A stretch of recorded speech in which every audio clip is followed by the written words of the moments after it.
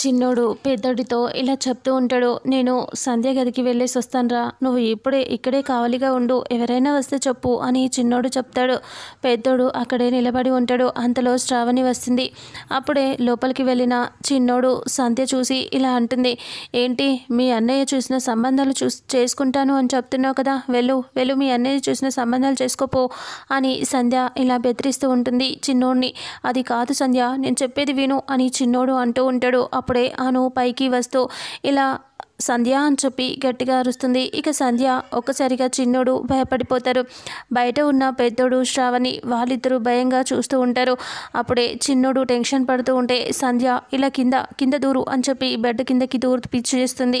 ఇక చిన్నోడు బెడ్ కింద పడుకుంటాడు. అంతలో అను వస్తుంది. డోర్ ఓపెన్ చేసేసరికి ఇక శ్రావణి పెద్దోడు ఇద్దరు పక్కన దాక్కుంటారు. సంధ్య లోపల టెన్షన్ పడుతూ ఉంటుంది. అను వెళ్తుంది.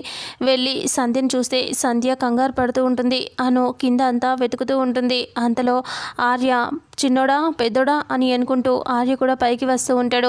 వాళ్ళని వచ్చి గదిలో చూస్తే కనిపించకపోవడంతో కొంప తీసి సంధ్య వాళ్ళ గదికి ఏమైనా వెళ్ళారా ఏంటి అని అనుకుంటూ డోర్ ఓపెన్ చేస్తాడు. వచ్చి ఆర్య చూసేసరికి అను మంచం కింద చూస్తూ ఉంటుంది. సడన్గా చిన్నోడు కూడా అక్కడే ఉంటాడు. ఆర్య కూడా టెన్షన్గా అలా అను వైపు చూస్తూ ఉంటాడు. ఇక ఒక్కసారిగా ముగ్గురిని టెన్షన్గా చూపిస్తారు. మరి అను చిన్నోడిని చూస్తుందా, చూస్తే ఇలా గొడవ చేస్తుంది, లేదా ఆర్య చూడకుండా కాపాడతాడా, అసలేం జరుగుతుంది అనేది రాబోయే నెక్స్ట్ ఫుల్ ఎపిసోడ్లో తెలుసుకుందాం.